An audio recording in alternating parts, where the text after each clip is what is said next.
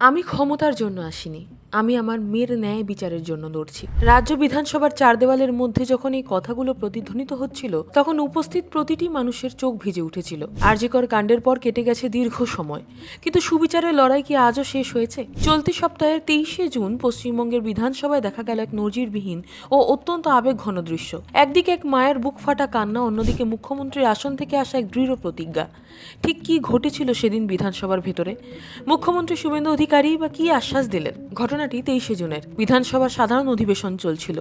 ঠিক সেই সময় বক্তব্য রাখতে ওঠে নির্যাতিতার মা এবং বর্তমান বিজেপি বিধায়ক রত্না দেবনাথ। নিজের মৃত মেয়ের কথা বলতে গিয়ে, সুবিচারের দীর্ঘ অপেক্ষার কথা বলতে গিয়ে আর নিজের আবেগ ধরে রাখতে পারেননি তিনি। ভরা অধিবেশনের মাঝে কান্নায় ভেঙে পড়েন এই দুর্ভাগা মা। তিনি স্পষ্ট ভাষায় জানান, কোনো রাজনৈতিক ক্ষমতা বা পদের লোভ তাকে এখানে টেনে আনেনি। বিধায়ক হিসেবে নয়, বরং একজন মা হিসেবে তিনি আজীবন লড়াই করে যাবেন, যতদিন না তার মেয়ে, আমাদের সবার চেনা অভয়া, সঠিক বিচার পাচ্ছে। একজন মায়ের এই আকুল আরতিতে সেই সময় গোটা বিধানসভা চত্বরে এক স্তব্ধতা নেমে আসে। এক মায়ের এই কান্না বৃথা যেতে দেয়নি রাজ্য প্রশাসন।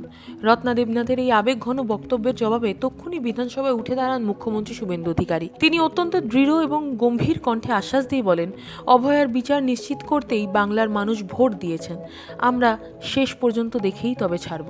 মুখ্যমন্ত্রীর এই বক্তব্য অত্যন্ত তাৎপর্যপূর্ণ। তিনি স্পষ্ট করে দেন যে জি করের ঘটনার পর বাংলার মানুষ যে রায় দিয়েছেন তা আসলে অন্যায়ের বিরুদ্ধে এবং বিচারের পক্ষে। সরকার কোনো অবস্থাতে এই অপরাধের পেছনে থাকা দোষীদের রেয়াত করবে না এবং লড়াই একদম শেষ পর্যন্ত নিয়ে যাওয়া হবে। শুধু মুখের আশ্বাসই নয়, মুখ্যমন্ত্রী দিন বিধানসভায় দাঁড়িয়ে এ পর্যন্ত নেওয়া সরকারের কড়া পদক্ষেপগুলির কথাও মনে করিয়ে দেন। তিনি উল্লেখ করেন যে এই ঘটনায় গাফিলতি এবং তথ্য প্রমাণ লোপাটের চেষ্টার অভিযোগে ইতিমধ্যে 3 জন হাই প্রোফাইল আইপিএস অফিসারকে সাসপেন্ড করা হয়েছে। শুধু তাই নয়, জি কর মেডিকেল কলেজে তৎকালীন বিতর্কিত প্রিন্সিপাল সন্দীপ ঘোষকেও তার পদ থেকে সম্পূর্ণ অপসারণ করা হয়েছে। সরকার যেই মামলার তদন্তকে কতটা গুরুত্ব দিয়ে দেখছে, পদক্ষেপগুলো তারই প্রমাণ বলে দাবি মুখ্যমন্ত্রী। আমরা জানি জি কর কাণ্ডের মূল অভিযুক্ত সঞ্জয় রায়কে ইতিমধ্যেই নিম্ন আদালত আমৃত্যু কারাদণ্ডের নির্দেশ দিয়েছে। কিন্তু লড়াই তো শুধু একজনের শাস্তির ছিল না, লড়াই ছিল সেই সমস্ত প্রভাবশালীদের মুখোশ খুলে দেওয়ার, যারা এই ঘটনার পেছনে ষড়যন্ত্র করেছিল এবং তথ্য প্রমাণ নষ্ট করতে চেয়েছিল।